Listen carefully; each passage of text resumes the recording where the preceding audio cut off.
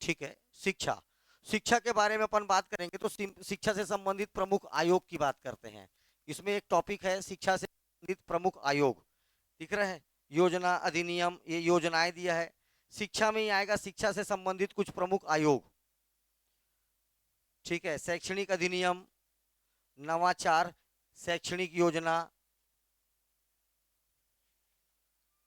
खेल और शिक्षा, और साथ में याद रखना है योग मूल शिक्षा, ये आज का टॉपिक रहेगा। इसमें याद रखना है भारत में स्वतंत्रता से पहले शिक्षा से संबंधित कुछ समितियां या आयोग। कहां से पहले? आजादी से पहले। आजादी से पहले एक तरीका तो यह है कि आप इस आयोग का नाम याद करके डेट याद करें, चाहे डेट याद करके आयोग का नाम याद करें। एक साथ याद करोगे, कलकत्ता विश्वविद्यालय 1918, चार्ल्स वुड समिति 1824, हंटर 1882-83, थॉमस रैले 1902, सैडलर आयोग 1917, हार्टोंग 1929, सर सर्जेंट समिति 1944। ऐसे याद नहीं करना है, एक तरफ से याद करना है। पहले सन याद करो, चाहे एक समिति का नाम याद करो। ठीक, क्वेश्चन याद है, देखो, कलकत्ता विश्वविद्यालय, चार्ल्स वुड समिति, हंटर आयोग, थॉमस रैले, सैडलर आयोग, हार्टोंग समिति और सर्जेंट समिति। उसके बाद आपको याद करना है क्या? 1818, या तो इसको पहले याद करो, 1818, 1818 के बाद 1824, 82-83, सीधा जाओ 1902, मतलब 1800 से पहले 3, और 1902, 1917, 1929 और 1944। 1900 में 4, 1800 में 3, 1900 में 4, 1818, 1824, 1882-83, 1882-83, ये हो गया 1800 खत्म। 1902, 1917, 1927, 1944, याद हो गया। 1900, सॉरी 27 की जगह 29 है, ठीक है। 1929, 1924, 1917, 1944 और उधर था 1902। 1800 में क्या था? 1818, 18, 1824, 1824, उसके बाद 82, 83, ये 1800 में 3।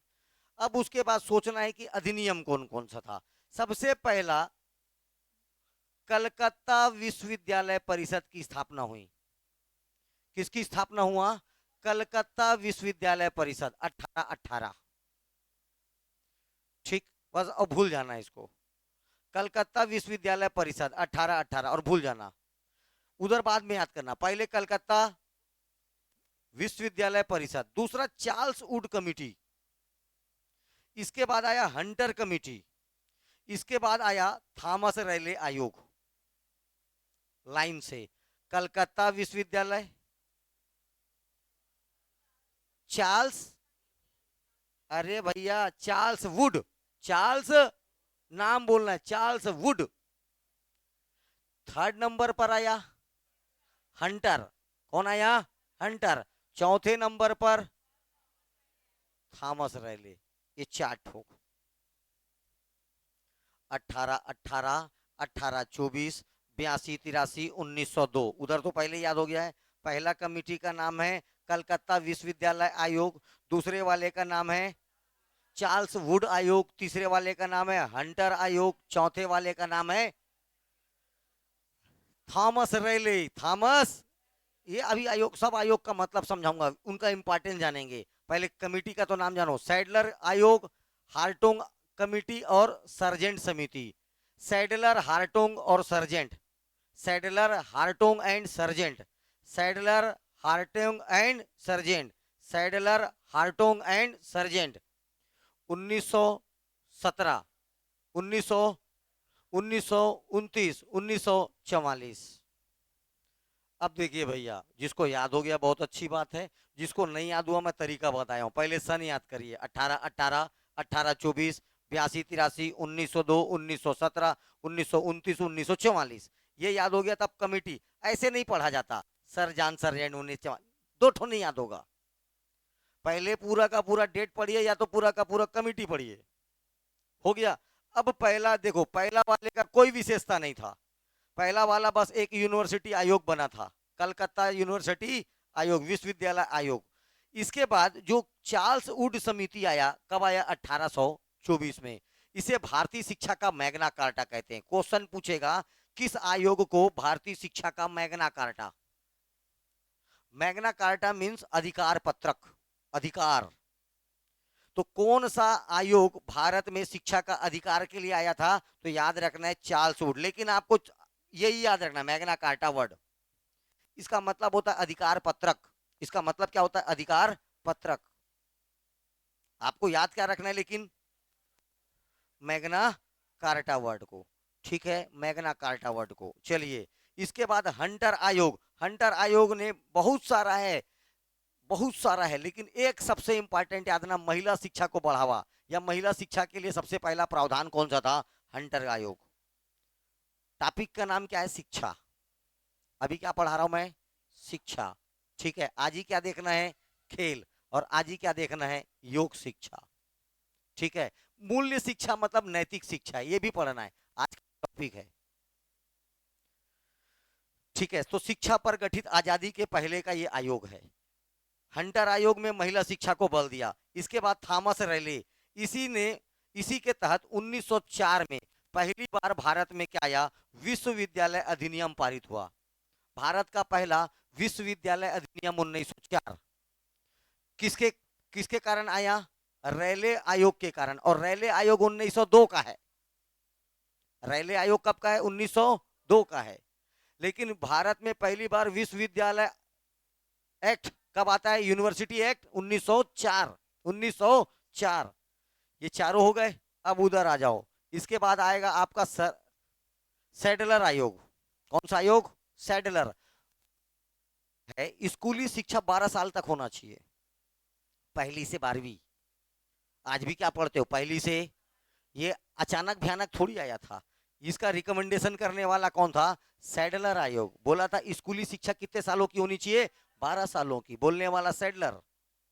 तो आज भी कब तक होता है? पहली से 12वीं, 12 साल। आज क्यों तो 12वीं के बाद 13वीं नहीं पढ़ता? यही कारण है, सैडलर का ही क्या चल रहा है, नियम कानून अभी तक। ये है सैडलर आयोग। सैडलर आयोग बोला स्कूली शिक्षा कितने सालों की? हार्टोंग कमेटी, हार्टोंग शहर है एक ठोक, वहां पर ये एक कमेटी बैठी थी, हार्टोंग कमेटी। इसने वो बोले तुम लोग नॉर्मल शिक्षा लोगे तो क्या कैसे जीवन कटेगा? तो आपको लेना पड़ेगा व्यावसायिक शिक्षा। बढ़ई बनिए, कारपेंटर बनो, ये हुआ व्यावसायिक शिक्षा। साथ में कॉन्सेप्ट आया इंजीनियरिंग का, तकनीकी शिक्षा। व्यावसायिक और तकनीकी शिक्षा का कॉन्सेप्ट देने वाला कौन था? हार्टोंग समिति। कौन सी समिति? हार्टोंग समिति। इसके बाद आया सार्जेंट समिति, लास्ट समिति। इस आयोग के अनुसार 6 से 11 साल के बच्चों को निःशुल्क शिक्षा, छठवीं में जाएगा पहली और 11वीं क्लास मतलब 5वीं। और अभी कब तक मिलता है? पहली से 8वीं निःशुल्क शिक्षा, ठीक है। अब कॉलेज भी पढ़ा देगा सरकार का, कहा है। हाँ, वेरी गुड। इस आयोग से 6 से 11 वर्ष के बच्चे, वर्ष देखना है, वर्ष 6 से 11 वर्ष के बच्चों को निःशुल्क शिक्षा, ठीक है, निःशुल्क एवं अनिवार्य शिक्षा। ये रहे आजादी के पहले के 7 ठोक आयोग। पहले आयोग का नाम कलकत्ता विश्वविद्यालय आयोग, दूसरे का नाम चार्ल्स वुड, चार्ल्स वुड, तीसरे का नाम हंटर, तीसरे का नाम, चौथे का नाम थॉमस रेले आयोग, थॉमस, ओके। उसके बाद 5वां आयोग सैडलर, उसके बाद हार्टोंग, और उसके बाद लास्ट सार्जेंट। कौन सा? ये आयोग के नाम याद रखना है। और कौन सा आयोग किसके लिए आया था? महिला शिक्षा, पहली बार महिला शिक्षा का पर बात करने वाला आयोग कौन सा आयोग? वेरी गुड, हंटर आयोग। किसने कहा कि 12वीं तक 12वीं तक ही स्कूल लगा जाए? स्कूली शिक्षा 12 साल होगी। स्कूली शिक्षा कितने साल होगी? कौन बोला? ठीक है। 6 से 11 साल के बच्चों को निःशुल्क और अनिवार्य शिक्षा का प्रावधान कौन दिया? कौन दिया? ठीक है, ये सब याद रखना है आपको। ठीक है, चलिए स्वतंत्रता के बाद 3 RMD, RMD, RMD। ठीक है, R से राधा कृष्णन, M से मुदलियार, M से मुदलियार, D कोठारी, कोठारी ये DS कोठारी पूरा नाम, पूरा नाम क्या इनका? DS कोठारी आयोग। 3 आयोग है। 19, अब उसके जैसे ये याद हो गया RMD, RMD, इसको अच्छे से पढ़ना है, एकदम डिटेल में पढ़ना है इसको तीनों को। राधा कृष्णन आयोग, मुदलियार आयोग और SD, DS Kothari, DS Kothari, RMD, RMD, Radha Krishnan, Mudaliar और कोठारी आयोग, 3 आयोग। 48, 52, 64 से 66, 64 से बनना चालू हुआ था 66 तक, 64, 66 या 64 भी याद रखोगे चलेगा। 48, 52 और 64, 48, 52, 64, 1948, 1952, 1964। अब ये जो राधा कृष्णन कमेटी है, इसी से आज भी चलता है यूनिवर्सिटी ग्रांट कमीशन, विश्वविद्यालय अनुदान आयोग, यूजीसी। इसके सिफारिश से यूजीसी का गठन होगा। यूजीसी, अरे यूजीसी टॉपिक में पढ़ना है, यूजीसी एनसीईआरटी टॉपिक है। ठीक है, हाँ। दूसरा मुदलियार आयोग, इसने माध्यमिक शिक्षा आयोग भी कहा जाता है। इसने पूरा का पूरा जोर दिया माध्यमिक शिक्षा पर। मिडिल किस पर जोर दिया? माध्यमिक शिक्षा आयोग पर। तीसरा वाले का नाम है कोठारी आयोग। कोठारी आयोग को बोला, ये इसने पूरा का पूरा कहां पर ध्यान दिया? पाठ्यक्रम। कहां पर ध्यान दिया? पाठ्यक्रम। ठीक है, पाठ्यक्रम पर आधारित था।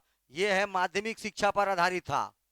और ये किस पर आधारित था? यूजीसी। इसी के कारण किसकी स्थापना हुई? यूजीसी। RMD, राधा कृष्णन, मुदलियार और कोठारी, DS कोठारी। ठीक है, 1948, 1950, 1950, 64, 1960, ये 3 आजादी के बाद, 7 आजादी से पहले ये आयोग हैं। ठीक है, टॉपिक क्या पढ़ा रहा हूं मैं? शिक्षा। टॉपिक क्या पढ़ा रहा हूं? शिक्षा। चलिए बात करते हैं औपचारिक, कुल मिला के औपचारिक बोलो तुम लोग, औपचारिक। ठीक है, फॉर्मल की नॉन फॉर्मल, इनफॉर्मल। ठीक है, औपचारिक। ठीक है, एक होता है क्या? वास्तविक। एक होता है औपचारिक। एक क्या होता है? अरे भैया ऐसा देखो, औपचारिक शिक्षा सबसे पहले आदमी सीखता है अपने घर से ही। वहां का कोई नियम नहीं होता, कोई कानून नहीं होता। अगर नियम कानून हो जाएगा तो क्या हो जाएगा? वास्तविक। ठीक है, औपचारिक अनौपचारिक समझते हो? तो औपचारिक फॉर्मल, फॉर्मेलिटी। तो याद रखना है औपचारिक एवं अनौपचारिक। देखो, औपचारिक एवं अनौपचारिक शिक्षा के अंतर्गत बालक के पूर्व अनुभव पर आधारित जो विद्यालय के बाहर प्राप्त होता है वह क्या कहलाता है? औपचारिकेतर शिक्षा कहलाता है। स्कूल के बाहर जो शिक्षा मिलेगा क्या कहलाएगा? औपचारिकेतर शिक्षा आसपास के वातावरण से स्वतः सीखने पर निर्भर करता है। खेलने कूदने जाएगा वहां सीख जाएगा, पड़ोसी घर देखेगा गाली सीख जाएगा, यही तो सीखता है ना बालक। सही चीज कहाँ सीखता है? मेरा 2.5 साल का लड़का तेरी तो बोलता है, वो कहाँ आजकल, अरे टीवी में दिखा रहा है लिटिल सिंघम मारने जा रहा है, तेरी तो ठाए ठाए गोली मार रहा है। हमारा छोटा लड़का वो तेरी तो बोलता है, बता, 2.5 साल का टूरा। ठीक है, निर्भर करता है इसी में किसी भी नियम क्रमबद्धता, ऐसा कुछ नहीं, कोई नियम कानून नहीं होगा, ना कोई सीक्वेंस होगा, ऐसा सीख ऐसा सीख, जिसको तेरे मर्जी उसको सीख। क्रमबद्धता की आवश्यकता नहीं होती। औपचारिकोत्तर शिक्षा को विद्यार्थी, युवा, बाल और प्रौढ़ अवस्था अपने जीवन में कभी भी सीख सकता है। ठीक है, शिक्षा है। ताश खेलने नहीं आता था, बूढ़ा हुआ तब आया। कहीं ना कहीं कुछ ही ना कुछ किसी प्रकार का भी शिक्षा है। खेलना, खेला ना, उसको भी खेलने के लिए बुद्धि चाहिए। वो भी एक प्रकार का क्या है, शिक्षा। 3 2 5, 3 और 2 5। इसके लिए किसी संस्थान में जाने की आवश्यकता नहीं है, बल्कि सीखने की रुचि होनी चाहिए बस। कोई इंस्टीट्यूशन नहीं ताश सिखाने के लिए, बस ताश सीखने के लिए क्या चाहिए, रुचि। अरे भैया, समय बिताने के लिए भी लोग ताश खेलते हैं, ताश को इतना गलत ना समझे। ठीक है, हाँ। आजकल बेटा जुआ ना आन मार्केट हो रहा है।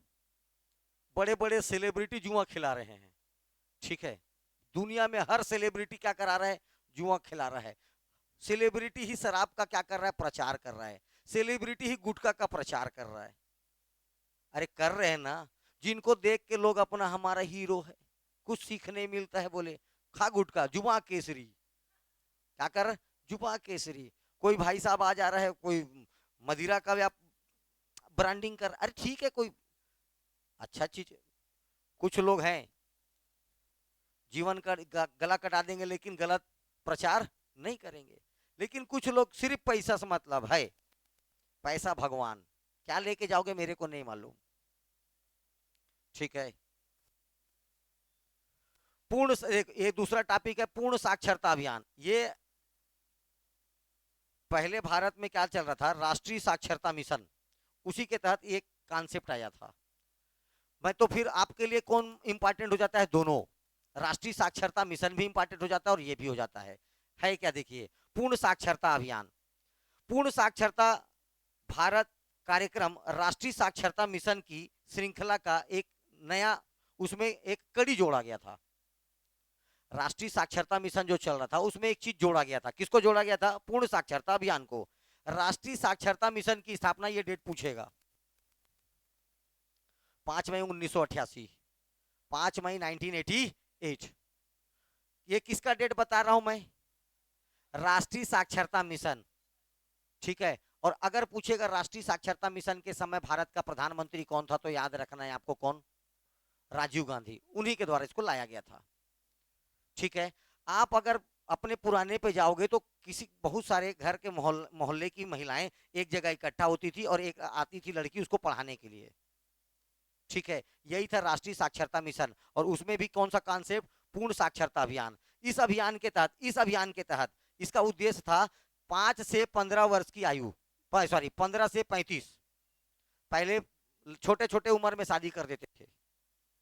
15 से 35 वर्ष की आयु की महिलाएं, शादीशुदा महिलाएं, जो शिक्षा, शादी हो चाहे ना हो, लेकिन एज याद रखना, 15 से 35 की महिलाएं जो शिक्षा से कभी वंचित हो गई थी, उनको शिक्षित करना। कम से कम प्राथमिक शिक्षा जरूर हो जाए उनके पास, मतलब नाम वाम लिखने लायक कुछ लिखा है तो उसको पढ़ने लायक तो कम से कम शिक्षा मिल जाए, तो यह है प्राथमिक शिक्षा।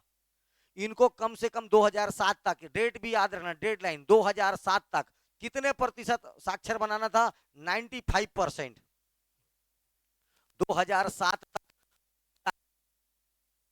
प्रतिशत, 95% महिलाओं को क्या सिखाना था, शिक्षा सिखाना था।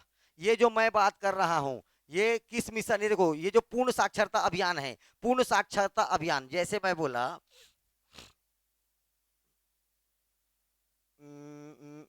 इतना बड़ा लड्डू है, इतना बड़ा क्या है, लड्डू का टुकड़ा, आपने एक बाइट उठा लिया, उसको तोड़ेंगे ना कि पूरा लड्डू खा जाओगे एक साथ, यहाँ तो कोई नहीं होगा, तो एक एक बाइट तोड़ोगे। ये एक बाइट जो तोड़े हो वही क्या है, पूर्ण साक्षरता अभियान। और मेन कौन है, राष्ट्रीय साक्षरता मिशन। राष्ट्रीय साक्षरता मिशन कब गठित हुई थी, 5 मई 1988 को। इसमें प्रावधान क्या था, 5 से 35 वर्ष की महिलाओं को, 15 से 35 रेहट, 15 से 35 वर्ग के गैर साक्षर लोगों को 2007 तक साक्षर बनाना, और कितने परसेंट लोगों का लक्ष्य था, 5% किया गया था। पूर्ण साक्षरता अभियान का एक प्रेरक वाक्य था, स्लोगन, स्लोगन या अंग्रेज स्लोगन, शिक्षा से कभी दूर मत रहना, तुम मानो मेरा कहना। अरे ऐसी याद रखना है इसको, शिक्षा से कभी दूर मत रहना, मानो तुम मेरा कहना। पलट के दे देगा, मानो तुम मेरा कहना, शिक्षा से कभी दूर मत रहना। शिक्षा से कभी दूर मत रहना, मानो मेरा कहना मेरी बहना। तीसरा ऑप्शन। अरे ऐसे ही तो बनेगा, इसमें तो कुछ क्वेश्चन ही नहीं, तो क्वेश्चन तो ऐसे ही बनेगा। स्लोगन कोई चार जगह से घुमाना है और चार ऑप्शन बनाना है, एक तो सही है बाकी सब गलत है। स्पष्ट याद रखना है, पहला वर्ड किससे चालू होगा? शिक्षा से। शिक्षा से कभी दूर मत रहना, तुम मानो मेरा कहना, ये इसका स्लोगन था। किसका? सर्व शिक्षा अभियान, पूर्ण संपूर्ण साक्षरता अभियान का। ठीक है, आगे ये पढ़ने का जरूरत नहीं है। देखो, नव भारत साक्षरता कार्यक्रम ये भी चलाया जाएगा अभी, एक शिक्षा के लिए। ये राष्ट्रीय शिक्षा नीति, अभी 2020 में एक नई न्यू पॉलिसी आया, new education policy, NEP.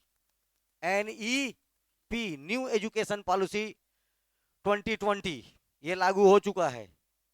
New education policy 2020 ये लागू हो चुका है, ये भी पढ़ाना है मेरे को, ये भी सिलेबस है।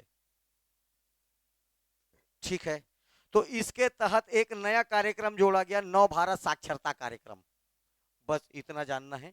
इसके तहत अच्छा इसमें क्या होता है, स्थानीय भाषा में आपको क्या किया जाएगा, प्राथमिक स्तर तक पढ़ा लिखा बनाया जाएगा। इसके प्रमुख पाठ है, पहला सतत शिक्षा, याद इसलिए रखना है कि एक तो कौन सा नहीं है पूछेगा।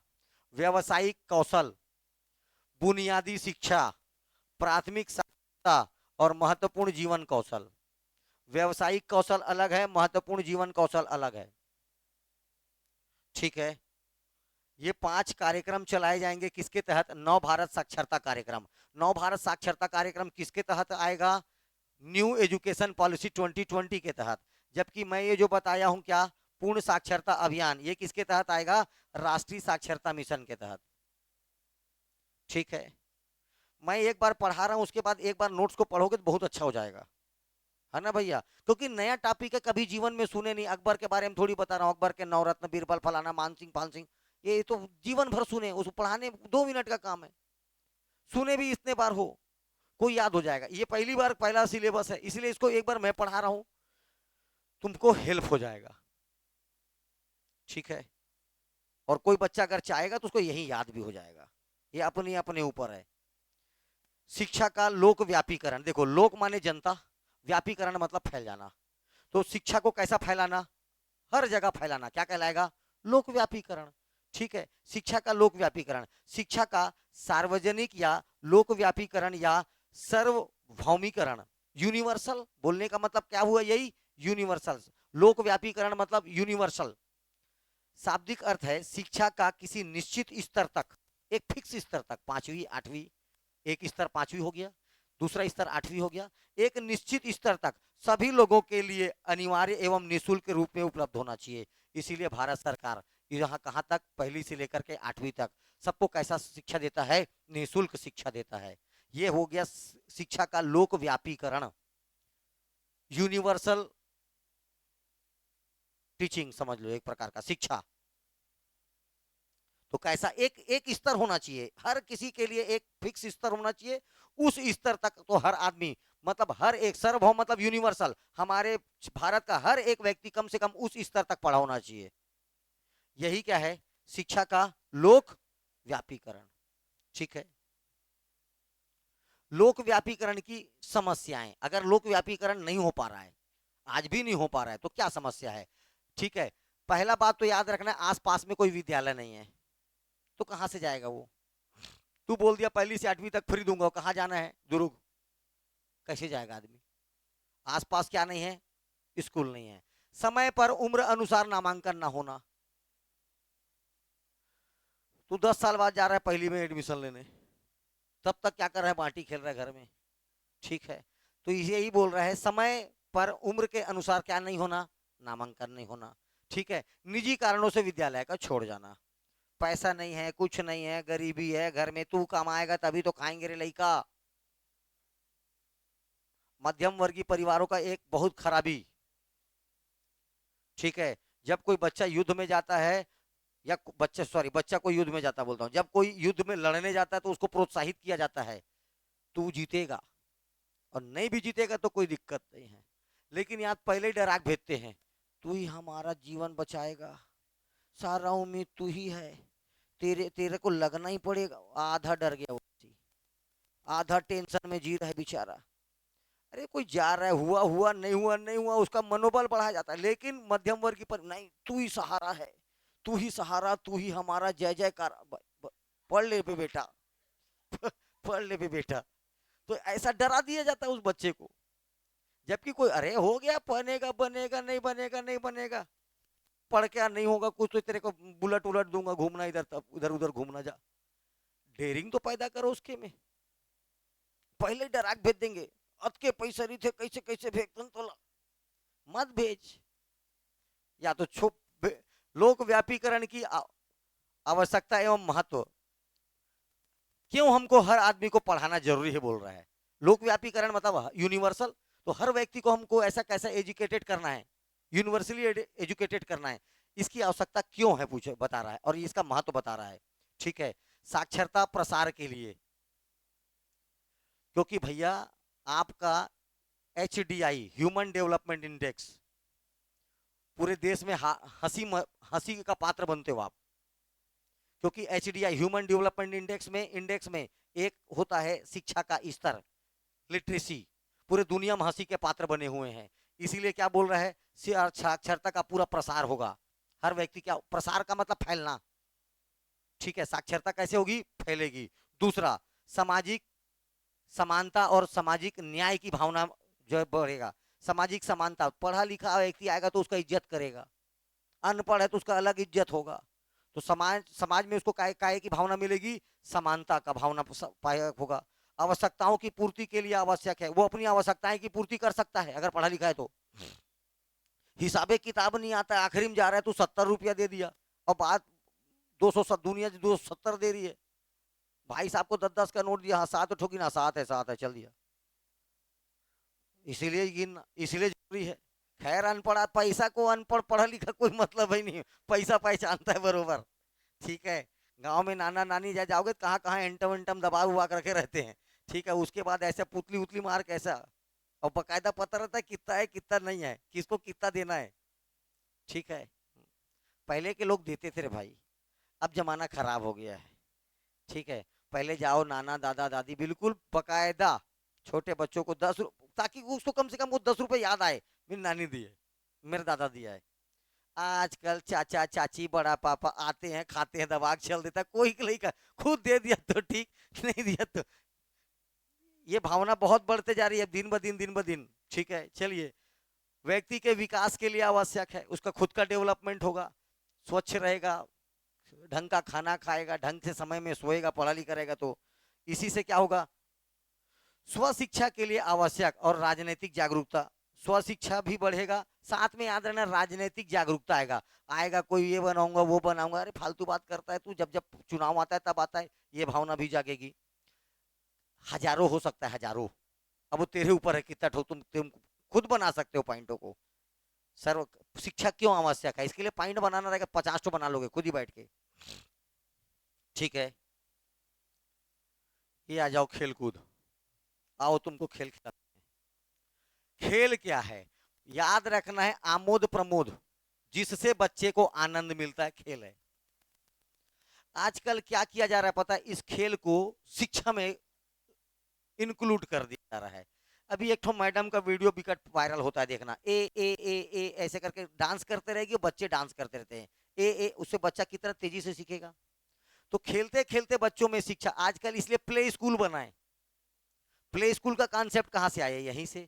तो खेल में क्या, बच्चे को मजा, आनंद की अनुभूति होती है, उसको कोई भी स्ट्रेस नहीं होता, वो दिन रात खेल लेगा, सुबह से ढील दो, बिना खाई पिए खेल देगा, बिना खाई पिए खेल देगा, भूख ना प्यास ना कुछ, लेकिन फिर भी और चल रहे नहीं, और खेलूंगा। तो ये बच्चे को आनंद आता है। तो अगर उस आनंद को आप कहां पर देखो, किसमें कन्वर्ट कर दिए, पढ़ाई में, तो पढ़ाई में तेज हो गया। ठीक है, आज भारत को इतना दिन हो गया ओलंपिक चलते, एक गोल्ड मेडल नहीं मिला है, समझ में आ रहा है, एक गोल्ड मेडल नहीं मिला है। जिस खेल को गोल्ड मेडल मिल जाएगा, अब उसके लिए भारत सरकार क्या करेगा, एकदम उसके पीछे पड़ जाएगा। हाँ, ये खेल से हम आगे बढ़ते हैं, उस खेल के पीछे मेहनत कर रहा है। ऐसा खेल अगर ऐसे ही तुम हर खेल को पहले ही क्या कर दो, उजागर कर दो, तो कई गोल्ड मेडल आ जाए। सही हमारे यहाँ वो चीज ही नहीं है, और पॉपुलेशन सबको पार, और गोल्ड मेडल 63 क्रम, अभी क्या चल रहा है 63। एक गोल्ड मेडल आ जाएगा डायरेक्ट 50 में आ जाएगा, दो गोल्ड आ जाएगा तो 20 के ऊपर आ जाएगा, दो ठो गोल्ड में, ठीक है, 20वां रैंक में आ जाएगा दो गोल्ड में। अभी तक एक नहीं पाया, इतना बड़ा पॉपुलेशन भारत का, ठीक है। तो ये खेल क्या है, तो याद रखना है, जिसमें बच्चे देखो, जिसमें बच्चे को काय की अनुभूति मिलती है, आनंद। बस एक ही लाइन जानना, कुछ नहीं जानना, खेल क्या है। जिसमें बच्चे को, जिस क्रियाकलाप में बच्चे को काय की अनुभूति होती है, आनंद की, बस वही खेल है, ठीक है।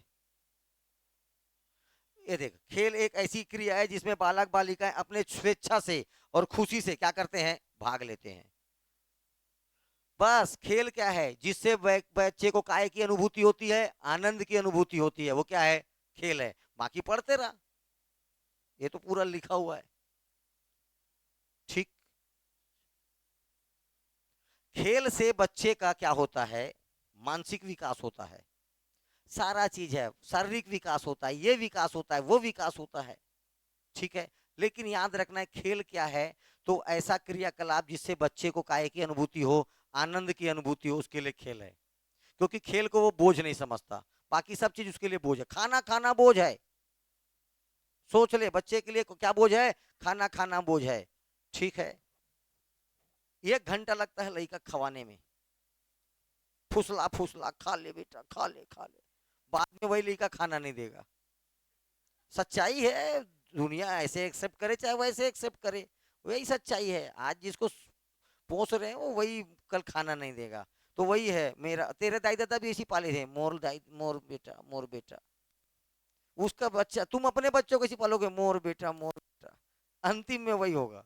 समझ में आया, बस। खेल के विकास पर प्रभाव एवं मनोवैज्ञानिक विश्लेषण दृष्टिकोण इज ए इंपॉर्टेंट। ये क्या है, अप्रोच है। दृष्टिकोण मतलब अप्रोच। अप्रोच कौन पैदा करेगा, जिसके पास सोचने समझने की शक्ति होगी। तो मतलब अप्रोच देने वाले वैज्ञानिक होंगे। कौन होंगे भैया, वैज्ञानिक होंगे। और इन वैज्ञानिकों एक से एक नाम है, एक से एक नाम। ये किसको याद हुआ, इस्मानेस्की और भोपात्या, पहला दृष्टिकोण देने वाले, ठीक है। खेल को विकास के रूप में, खेल को विकास समझने वाले, इनका एक अपना अप्रोच है, अपना अपना अप्रोच है। जो खेल को क्या समझने लगे, विकास समझने लगे, तो इनका दृष्टिकोण को इंग्लिश में अप्रोच बोलते हैं। तो पहला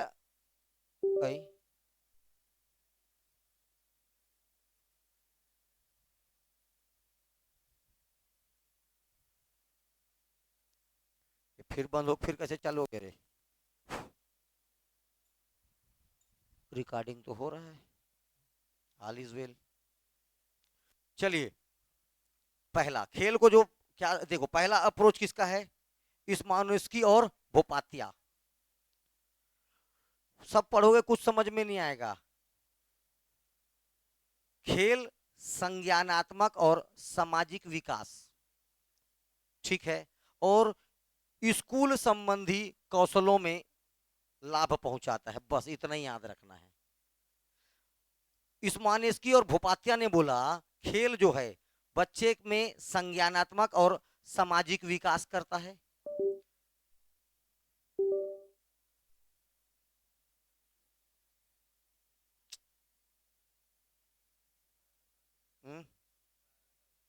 इधर आ जाए भाई, उधर मत आए, इधर सब चलेगा, इधर फूट जाए वो भी चल जाए, कैमरा नहीं होना चाहिए कुछ।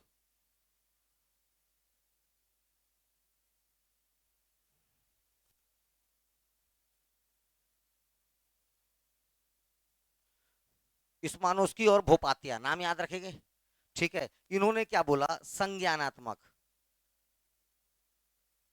मेंटली, संज्ञानात्मक का मतलब मेंटली, एंड सोशियल डेवलपमेंट, इन्होंने बोला खेल जो है बच्चों में संज्ञानात्मक और सामाजिक विकास करता है, साथ साथ स्कूल संबंधी कौशलों में, स्कूल संबंधी कौशलों को भी लाभ पहुंचाता है। इतना ही याद रखना है इस मनुष्य और भोपात्या के बारे में। ये सीधा किसने कहा कि खेल संज्ञानात्मक और सामाजिक विकास, बच्चों में संज्ञानात्मक और सामाजिक विकास करता है, सीधा सीधा नाम देगा इस्मानोस्की और भोपात्या, एक से एक नाम है भी। अगला देखो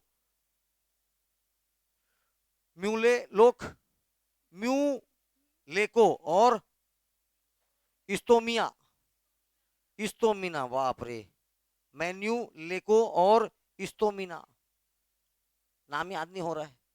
हाँ, होगा भी नहीं, दो एक बार में थोड़ी याद, क्या गुड्डू लिखा, क्या गुड्डू जो याद हो जाएगा, गुड्डू गोलू। मेन्यू लेको और इस्तोमिना के अनुसार गतिविधियों में अपेक्षा खेल के दौरान बच्चों में मानसिक कौशल उच्चतर होता है। अन्य दिनों की अपेक्षा खेल में समय बच्चे में आत्मनियंत्रण उच्चतर होता है। अधिगम एवं अन्य गतिविधियों की अपेक्षा खेल के दौरान बच्चों में मानसिक कौशल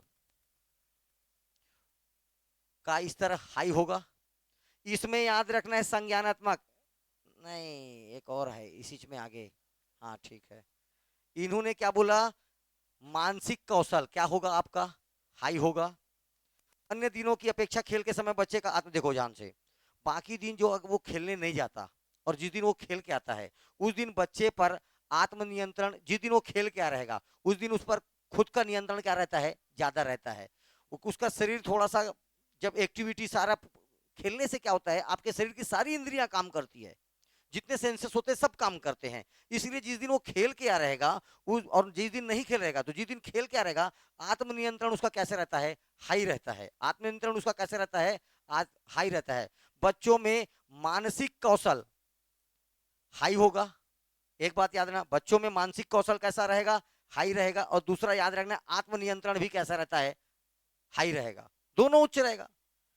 मानसिक कौशल और आत्मनियंत्रण, सेल्फ कंट्रोल, सेल्फ कंट्रोल, ठीक है। और ये मेंटल एबिलिटी, मेंटल एबिलिटी, साफ साफ मानसिक देगा तो ये, लेकिन ये संज्ञानात्मक, मैं आपको बता रहा हूं संज्ञानात्मक का मतलब क्या होता है, मनोवृत्ति। एक प्रकार का ये क्या है, मानसिक ही बात हो रही है, ठीक है। संज्ञानात्मक, संज्ञानात्मक का मतलब क्या करेंगे, कैसे करेंगे, छुप जाना, फलाना करना, रेस्ट टीप, दिमाग से किसी के लिए छवि बना लेना, दिमाग से अपने आप को किसी चीज से डर जाना, यही इसका क्या कहलाएगा, संज्ञानात्मक, संज्ञान, ठीक है। एक प्रकार का मानसिक विकार ही, मतलब मानसिकता ही से संबंधित है, लेकिन संज्ञानात्मक बोलेगा तब इस्मानेस्की, और अगर ये मानसिक बोलेगा तो क्या आएगा, मेन्यू लेको और इस्तोमिना, तो नाम से पूछेगा इनको। और एक तीसरा देखो क्या है भैया, एरिक्सन एंड अन्ना फ्राइड, थोड़ा देर पहले नाम सुने थे क्या, नहीं नहीं, अन्ना फ्राइड, अन्ना, हाँ, एरिक्सन और अन्ना फ्राइड के अनुसार खेल अपूर्ण, देखो ध्यान से, खेल अपूर्ण का स्थापन है। सीधा सीधा खेल अपूर्ण इच्छाओं का क्या है, मान लीजिए आपकी कोई इच्छा आज अधूरी है और तुम खेलने चल दिए, तो वो जो इच्छा तेरी जाग रही थी, क्या, मेरे लिए खिलौना ले, खिलौना ले, और तुम कहाँ चले गए, खेलने, तो वो जो खिलौना ले वाला कहानी था वो स्थापन है, मतलब उसके जगह आकर उस जगह को पूर्ति कर देना स्थापन कहलाता है। नाम सुने स्थापन सरपंच, नहीं सुने हो, जल, मतलब जैसे मान लीजिए कोई चीज कुछ समय के लिए, फिर लेकिन थोड़ा देर बाद याद आ जाएगा, 2 दिन बाद याद आएगा, अरे मेरा खिलौना, टेडी बियर लेने बोली थी मैं, ठीक, देख ध्यान से, ये क्या करता है, खेल जो है अपूर्ण इच्छाओं का स्थापन है। स्थापन का मतलब होता है कुछ समय के लिए उस चीज को भूल जाना। स्थापन सरपंच मतलब जब मेन सरपंच कहीं गया है तो उसके जगह पर कुछ समय के लिए कोई सरपंच आ जाता है, उसको स्थापन सरपंच कहते हैं। जैसे मैं मान लीजिए मैं कहीं गया हूं बाहर एक आध हफ्ते के लिए, मेरे जगह कोई टीचर आके 1 हफ्ता पढ़ाएगा, उसको बोले जाएगा स्थापन टीचर। लेकिन फिर कुछ दिन के बाद कौन आ जाएगा? मैं, है ना भैया? तो ऐसे को बोला जाता है स्थापन। तो याद रखना है, खेल अपूर्ण इच्छाओं का क्या है? स्थापन है। एवं अतीत में भयावह अनुभूतियों का से मुक्ति का मार्ग है। अतीत में भयावह अनुभवों से मुक्ति का मार्ग है। मान लीजिए उसको कोई चीज पहले परेशान करती थी, और अगर वो खेलने चले गया तो वो चीज से उसको मुक्ति मिल जाता है। उसको कोई चीज का, अगर उसको डर वर लग रहा है, थोड़ा देर पढ़ते पढ़ते कोई आदमी कोई काली एग्जाम है, पढ़ रहा है और आज एकदम हाथ पैर कांप रहा है, आधा घंटा कैंडी क्रश खेल, तेरे को याद ही नहीं आएगा कल एग्जाम है। समझ में आ रहा है? तो यही बता रहा है कि खेल जो है भवाय भय भय भय मतलब जिससे डर आता है, भयावह अनुभवों से क्या है? मुक्ति का मार्ग है। अपने अपने थिंकर के अनुसार इनको याद रखना है, कौन कौन क्या क्या बोला। ठीक है, ये याद रखिए। एरिक्सन और अन्ना फ्राइड बोलते हैं कि खेल अपूर्ण इच्छाओं का स्थापन है। स्थापन मतलब किसी के जगह कोई दूसरे स्थान पर आ जाता है, उसको स्थापन बोलते हैं। ठीक है, इंग्लिश में भेजूंगा, अभी देख लेना का है वो। एवं अतीत के भयावह अनुभवों से मुक्ति का मार्ग है, ये पूरा याद रखना है एरिक्सन और अन्ना फ्राइड को। दूसरा याद रखना है मेन्यू लेको और इस्तोमिना को। ये लोग बोले मानसिक कौशल हाई होता है, मानसिक कौशल भी हाई होता है, और साथ साथ आत्मनियंत्रण भी हाई होता है। जितना कीवर्ड बोल रहा हूं उतना ही याद रखना। या आप पढ़ने जरूरत नहीं, गतिविधियां उच्चतर अयम कम अपेक्षा खेल फेल ये सब कुछ नहीं है। जितने पर फोकस कर रहा हूं उतना ही याद ना, क्योंकि वही की पॉइंट याद होना चाहिए। सबका काम है बच्चों में कौशल विकास करना। ठीक है, तो ये लोग क्या बोलते हैं, इस्मानेस्की और भोपात्या क्या बोलते हैं, संज्ञानात्मक और सामाजिक विकास करता है। साथ में याद रखना स्कूल संबंधी कौशलों में भी क्या होता है? लाभ होता है। स्कूल संबंधी कौशल का मतलब होता है और अदर एक्टिविटीज, राखी बनाओ, अभी बच्चे लोग को बुलाएगा राखी बनाओ, ये करो, यही है क्या? स्कूल संबंधी कौशल। ठीक है, ये प्रतियोगिता वो प्रतियोगिता फलाना ढेकाना, ये जो प्रतियोगिता होता है उसी को क्या बोला जाता है? स्कूल संबंधी कौशल। ठीक है, इनमें विकास होता है। तीनों थिंकर से कोई किसी को समस्या? नो। चले आगे। खेल के प्रमुख विशेषताएं, जितना तुम सोचोगे सब विशेषताएं हैं। सामाजिक विकास करेगा, आर्थिक विकास, सॉरी कई लोग का तो आर्थिक विकास भी हो रहा है, लेकिन बच्चों से नहीं लेना उसको, मैं बच्चों की बात कर रहा हूँ। मानसिक विकास होगा, समाज में स्थान बनेगा, ये होगा वो होगा, शरीर स्वस्थ रहेगा, जितने प्रकार का तेरे को सोचना है, बुद्धि में वृद्धि होगी। ठीक है, परस्पर गुत्थी में जटिल हुई वस्तुओं को समझ में आएगा, गुत्थी जटिल भूमिकाएं होगी, ये तेरे को इस भाषा में नहीं जानना है। खेल से उसका दिमाग का सृजन होगा, उसकी बुद्धि में कुछ वृद्धि होगी, ये विशेषताएं बता रहा हूं मैं। ठीक है, खेल से भाषाई विकास होगा, खेलते खेलते तेलुगु सीख गया, बढ़िया तेलुगु लड़का लोग साथ खेल रहे हैं तो वो भी घर में आ रहा है, चेप्पो चेप्पो कर रहा है। ठीक है, अरे भाषाई विकास होगा। साथ में याद रखना खेल के द्वारा बच्चों में समाज की भावना, एकता की भावना आएगी, एकता, एक साथ रहना, यूनिटी की भावना आना, ये सब खेल के क्या है? विशेषताएं हैं। खेल भावनात्मक विकास में सहायक है। इमोशनली जुड़ेंगे एक दूसरे से, मेरा दोस्त को कौन मारा, चट मार दो, तो इमोशनली जुड़ेंगे।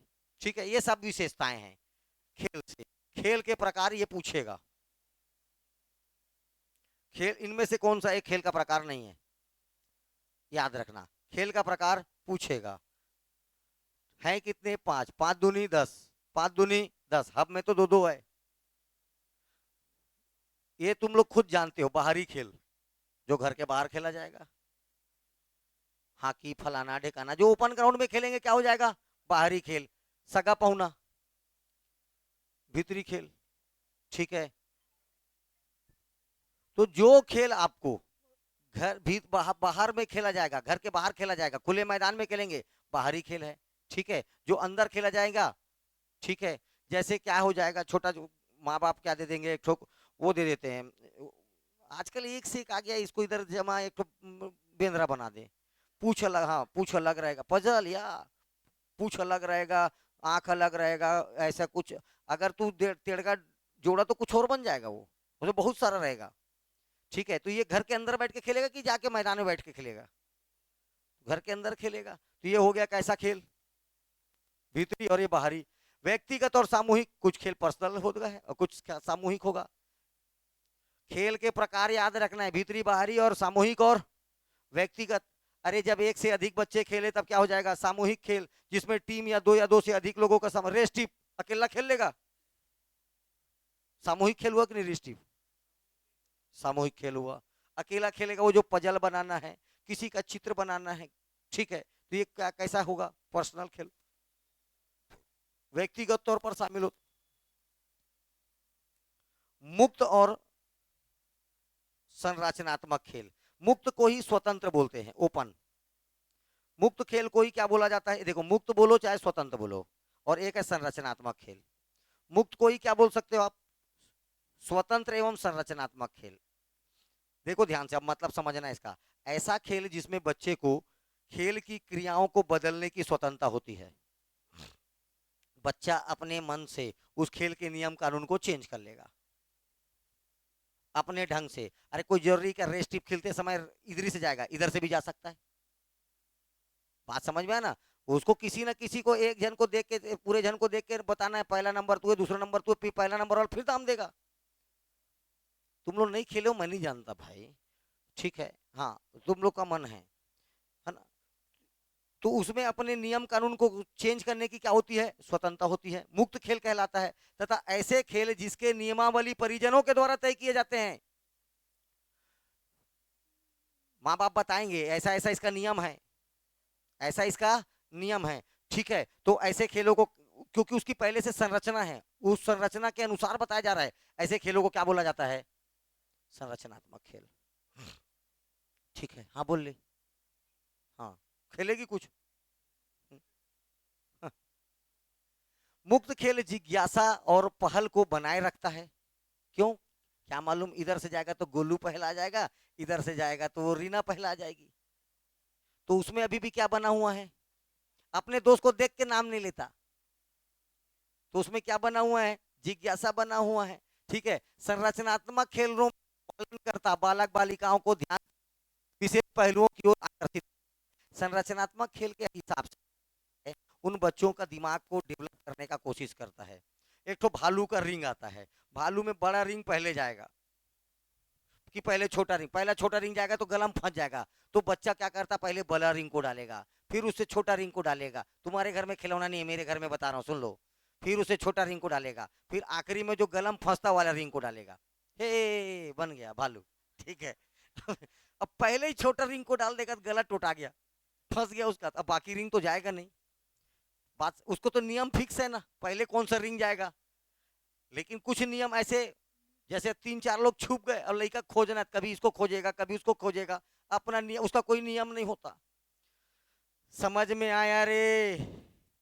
मुक्त और संरचनात्मक खेल। अगला खेल ओजस्वी और शांत खेल, जिसमें दौड़ भाग शामिल होगा। वो कैसा खेल होगा, ओजस्वी खेल, जिसको चुपचाप बैठ करके खेला जाए। चेस, कैरम, कुछ काम ही नहीं है, टुक ले, ओकर बारी आई तो खेली टुक ले, ठीक है। और इसमें क्या है, दौड़ाना है। एक तो बाल आता था प्लास्टिक का, चप्पल रहता था, चप्पल को हाथ में रखते थे, उस बाल से जोर से मारते थे।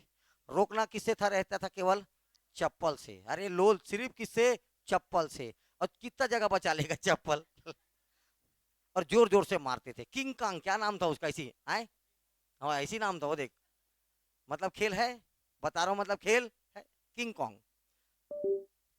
ए भगवान,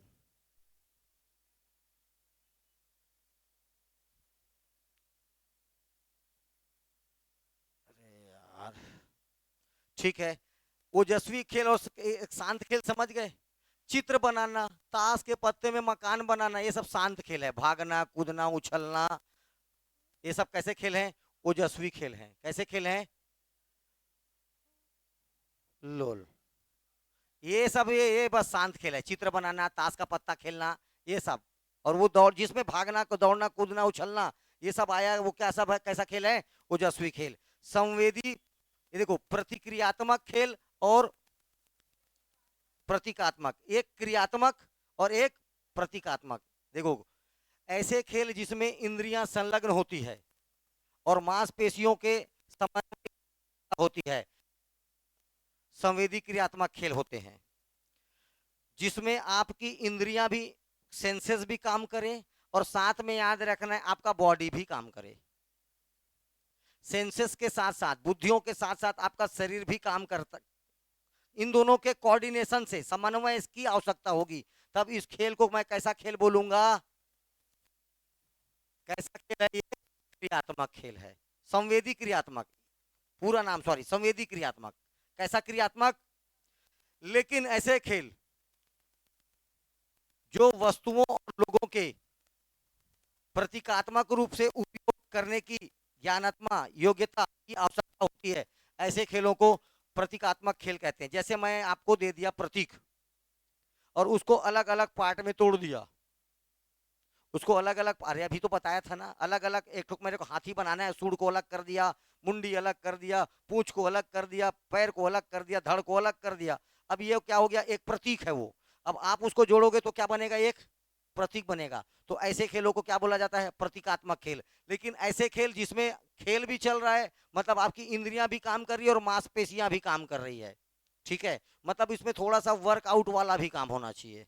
खेल भी चल रहा है और साथ में क्या हो रहा है? वर्कआउट हो रहा है, दोनों का सब रहेगा तो क्या कहलाएगा? वो संवेदी क्रियात्मक खेल। और प्रतीकात्मक खेल मतलब किसी ना किसी का क्या होना चाहिए? प्रतिक्रिया दिखना चाहिए, कुछ ना कुछ दिमाग में काम करना चाहिए प्रतिक्रिया के लिए, कि ऐसा होने से प्रतीक, प्रतीक, प्रतीक मतलब सिंबल्स, प्रतीक मतलब सिंबल। ऐसे खेल, ये 5 दूनी 10 खेल, संवेदी क्रियात्मक और प्रतीकात्मक खेल, ओजस्वी खेल और शांत खेल, साथ में याद रखना है मुक्त और संरचनात्मक खेल, सॉरी मुक्त और ठीक है, संरचनात्मक खेल, व्यक्तिगत और सामूहिक खेल, बाहरी और भीतरी खेल।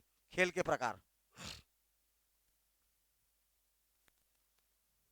योग एवं उपलब्धि, योग एवं उपलब्धि, ठीक है। योग, योग के गुरु का देखो, यह ध्यान से रखना, अगर बच्चों में योग शिक्षा का विकास किया जाता है, ठीक है, विकसित करने के लिए शरीर, देखो क्या क्या करता, क्यों योग शिक्षा दिया जाना चाहिए बोलते हैं? क्योंकि योग से क्या होता है उस बच्चे में, योग के महत्व, व्यक्ति निरोग रहता है। अरे भैया, योगा डे मनाते हुए 21 जून को योग और खेल, योग से जोड़ा जा रहा है इसको, शिक्षा, योग, योग में शिक्षा, ठीक है ना भैया। तथा सफल स्वास्थ्य ही शांतिपूर्ण कर सकता है, निरोग शरीर ही सबसे बड़ा धन है बोला जाता है इसलिए। दूसरा, योग मन, शरीर और आत्मा की एकता में सक्षम है, ये बताऊंगा क्यों। यम नियम आसन, ठीक। योग से आपका पाचन तंत्र कैसा रहता है? अच्छा रहता है। योग, योग अभ्यास से प्राचीन रूपों में जो आज भारतीय समाज में हजारों से भी विद्यमान है, ये योग के कुछ महत्व हैं। इसीलिए योग को क्या, एज ए शिक्षा, अपन कैसे धारण कर रहे हैं आजकल? एज ए शिक्षा। तो शारीरिक शिक्षा अभ्यास के रूप में योग का मूल उद्देश्य बच्चों और किशोरों में सामंजस्यपूर्ण विकास को बढ़ावा देना, सामंजस्य बैठा करके उनके विकास, सामंजस्य का मतलब होता है एक दूसरे में समझ की भावना को सामंजस्य कहते हैं, ठीक है, उसको बढ़ावा देना। योग एक भारतीय दार्शनिक एक दर्शन है। योग एक क्या एक, जैसे 60 दर्शन में एक दर्शन है योग दर्शन। योग दर्शन के गुरु है पतंजलि। योग दर्शन के गुरु कौन है? पतंजलि। उनकी पुस्तक का नाम है योग सूत्र। उनकी पुस्तक का नाम क्या है? योग सूत्र, ठीक है। योग से हम अच्छा व्यवहार सीखते हैं, अच्छी आदतें सीखते हैं, साथ साथ शरीर के साथ साथ,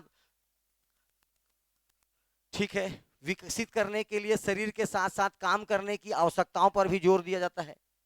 तो ये सारा चीज हमारा बढ़ाता है कौन? योग। योग से सबसे पहले याद रखना, सामंजस्यपूर्ण विकास को बढ़ावा देता है, ठीक है, शरीर को अच्छा रखता है, और शरीर ही अच्छा है तब उस दिन आप काम पे जाओगे। तबीयत खराब रहता तो कोई काम करना क्या? नहीं जाता है, ठीक है। चलिए ध्यान से सुनना, पतंजलि का योग सूत्र। पतंजलि ने कुछ नहीं याद रखना है, इसने योग सूत्र के लिए 8 मार्ग बताए, या आध्यात्म के विकास पर जोर दिया, और इसने क्या बताया? 8 नियम दिया, जिसको अपन अष्टांग योग योग, अष्टांग योग, ठीक है। पहला यम, दूसरा नियम, तीसरा आसन, चौथा प्राणायाम, पांचवा प्रत्याहार, छठवा ध्यान धारणा समाधि, 6-3-8, 5-3-8, ध्यान धारणा समाधि। यम नियम आसन, यम नियम आसन, प्राणायाम और प्रत्याहार, प्राणायाम और, ठीक है, ध्यान धारणा समाधि, ध्यान धारणा समाधि। मेंस में हमेशा 8 नंबर का क्वेश्चन आता है, पतंजलि के अष्टांग योग को समझाइए। ठीक है, इसने मुक्ति, अब उसमें अपन लिखते हैं मुक्ति के मार्ग के उसने 8 नियम बताए। इसके अनुसार पहला यम, यम बताता है क्या नहीं करना है, क्या करना है क्या नहीं करना है, यम। दूसरा है नियम, यम के बाद नियम, नियम के बाद आसन, नियम, नियम को पालन करना है, उसके बाद विशेष आसन में बैठना है। ठीक है, इसके बाद आएगा चौथे नंबर पर प्राणायाम, ये वो कई प्रकार का प्राणायाम। ठीक है, प्राणायाम के बाद देना प्रत्याहार, पांचवा क्या है, अभी जो 5 बोला इसको बोला जाता है अंतरंग, सॉरी इसको, इन पांचों को क्या बोलते हैं, बहिरंग योग। इन पांचों को क्या बोलते हैं, बहिरंग योग। अब ध्यान से सुनना, ध्यान धारणा और समाधि, ध्यान धारणा और ये तीनों को बोलते हैं अंतरंग योग। बहिरंग में 5, अंतरंग में 3, और तीनों मिलाकर अष्टांग योग, दोनों मिलाकर के क्या हो जाएगा, अष्टांग। यम नियम आसन, प्राणायाम प्रत्याहार, ध्यान धारणा समाधि, ध्यान धारणा। तुम लोग पढ़ते रहना अंदर में क्या लिखा है ना, तेरे को ये सब नहीं पूछेगा, ये सब मेंस का है। समाधि क्या होता है, ध्यान क्या होता है, एक जगह मन को एकाग्र करना, ध्यान धारणा करना, मन में धारण करना। समाधि 2 प्रकार का होता है, संप्रज्ञात और असंप्रज्ञात। समाधि कितने प्रकार का होता है, 2 प्रकार का, संप्रज्ञात समाधि और असंप्रज्ञात समाधि। इन दोनों में अंतर पूछा था अभी 4 नंबर का इसी मेंस में, संप्रज्ञात समाधि और असंप्रज्ञात समाधि में क्या अंतर है, 4 नंबर का मेंस का सवाल था वाला। ठीक है, पहले ये अष्टांग योग देखिए, इसमें ये जो 5 हैं, प्रत्याहार, प्राणायाम, आसन, यम नियम आसन, प्राणायाम और प्रत्याहार, इन पांचों को क्या बोला जाता है, बहिरंग योग। पांचों योग हैं, लेकिन कैसे योग हैं, बहिरंग, बहिरंग योग। और अंतरंग जिसको तुम देख नहीं सकते बिल्कुल, उसको क्या बोलते हैं, अंतरंग। ध्यान धारणा और समाधि, ये है अंतरंग, ये है बहिरंग। बाकी कौन है, बहिरंग। चलिए यम को बस बता देता हूं। यम आपको बताता है क्या करना है क्या नहीं करना है। यम के अंदर में और 5 चीजें शामिल होता है, इसके 5 नियंत्रण हैं। पहला बोलता है यम अहिंसा। क्या देखो, यम जो है पॉजिटिव निगेटिव दोनों है, ये बताता है कि क्या करना है क्या नहीं करना है। तो इसमें पहला चीज है अहिंसा, मतलब क्या नहीं करना है, अहिंसा का मतलब होता है हिंसा नहीं करना है। क्या नहीं करना है, हिंसा नहीं करना है। दूसरा बोलता है सत्य, इसका मतलब देखो क्या नहीं बोलना है, झूठ नहीं बोलना है। तो यम बताता है कि क्या नहीं करना है, यम क्या बताता है, क्या नहीं करना है। तो पहले बोलता है हिंसा नहीं करना है, हिंसा नहीं करना है। दूसरा जब सत्य बोल रहा है तो मतलब झूठ नहीं बोलना है। अस्ते मतलब चोरी, चोरी नहीं करना। क्या नहीं करना, तो अस्ते चोरी नहीं करना। ब्रह्मचर्य जीवन का पालन करना है, मतलब भोग विलास को त्यागना है। ब्रह्मचर्य का मतलब क्या हुआ, भोग विलास का उपयोग नहीं करना। अपरिग्रह, अपरिग्रह मतलब धारण करना, तो धारण नहीं करना, इकट्ठा नहीं करना। भका भक बैंक बैलेंस में पैसा इकट्ठा कर रहे पड़े, वो इकट्ठा नहीं करना। ये है यम। यम बताता है निषेध, क्या क्या निषेध है, आप ये क्या क्या निषेध है। अहिंसा देखो ऐसे पढ़ते हैं, सत्य अहिंसा अस्ते, सत्य अहिंसा अस्ते, ब्रह्मचर्य और अपरिग्रह, ऐसे एक साथ 5 बोला जाता है। सत्य अहिंसा अस्ते, ब्रह्मचर्य और अपरिग्रह, ऐसे ये 5 है यम। वैसी 5 है नियम। नियम में क्या क्या है, नियम 5 किसका पालन करना है, शौच, स्वच्छ रहना है। दूसरा संतोष, तीसरा तप, स्वाध्याय, स्वयं को जानना, और ईश्वर प्राणिधान, ईश्वर के प्रति अपना भावना, हर चीज मिला है मेरे को ईश्वर दिया है, दुख दे रहा है तो भी ईश्वर दे रहा है, सुख दे रहा है तो भी ईश्वर दे रहा है। इसी को बोलते हैं ईश्वर प्राणिधाम। ईश्वर में श्रद्धा रखिए, जब तू दुखी आता है तब ही जाता है भगवान अब बचा ले, एक और बात नहीं करो, ठीक है। उससे पहले भी जाते तो ये सब दिन नहीं देखना पड़ता। लेकिन कर्म भगवान है, भगवान है, लेकिन कौन सा भगवान है हमारे लिए? कर्म भगवान है। कर्म करोगे तो फल मिलेगा, ठीक है। सारी समस्याओं का हल एक लोटा जल। बेलपत्ता, बेलपत्ता भी तभी काम आएगा जब मेहनत करेगा, बिना मेहनत के बेलपत्ता लगा कुछ नहीं होना है। मैं नहीं बोल रहा हूँ बेलपत्ता मत लगाइए, मैं नहीं बोल रहा हूँ कि आप पूजा ना करिए, मैं सब बोल रहा हूँ, लेकिन क्या बोल रहा हूँ, बिना कर्म करे बेलपत्ता लगाने से आपको हासिल नहीं होगा, ठीक है। आसन, आपको एक विशेष पोजीशन पर बैठना होगा, ठीक है। प्राणायाम कई प्रकार का है, इसी में रंभक, कुंभक, रेचक ले लेना, छोड़ देना, यही सब कुंभक रेचक, ये मैं दर्शन में पढ़ाता हूँ, ये इतना नहीं है, ये बस के नाम याद रखना है। होता क्या है, तो अब इसको, ये लास्ट टॉपिक देखो इसी के लिए, योग का। अंतरराष्ट्रीय योग दिवस, अंतरराष्ट्रीय योग दिवस कब मनाते हैं बेटा? 21 जून को। कब से मनाया जा रहा है, घोषणा कब हुआ, बस इतना ही याद रखना। अंतरराष्ट्रीय योग दिवस मनाते हैं 21 जून को। योग यूनिवर्सिटी कहाँ है?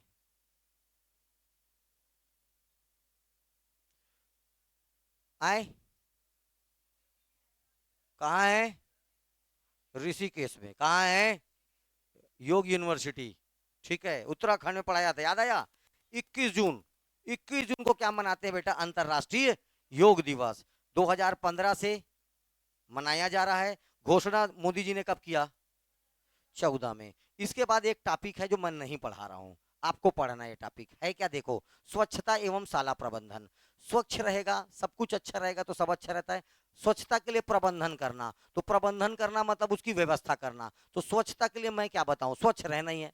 कुछ भी पढ़िए सब पता है आपको। स्वच्छ विद्यालय से बच्चों का भविष्य उज्जवल होगा। शाला प्रबंधन, शाला क्या करेगा? स्वच्छता के लिए कुछ ना कुछ चीजों को क्या करेगा? बंद करके रखेगा। तो ये स्वच्छता प्रबंधन है, पढ़ोगे खत्म हो जाएगा, कभी आएगा नहीं, इसलिए नहीं पढ़ा रहा हूं। लेकिन पढ़ लिए रहना। निम्नलिखित में से कौन सा विद्यालय के स्वच्छता प्रबंधन में का महत्व है, नहीं है? लक्ष्य निर्धारित करके योजना बनाना, विद्यालय की सामग्रियों का सही उपयोग करना, अध्यापक वर्ग के व्यक्तित्व का प्रति आदर रखना, अध्यापकों के व्यवसायिक उन्नति, ये सब प्रबंधन का महत्व है, ठीक है। कौन है रे? बस कर, ठीक है, चलिए।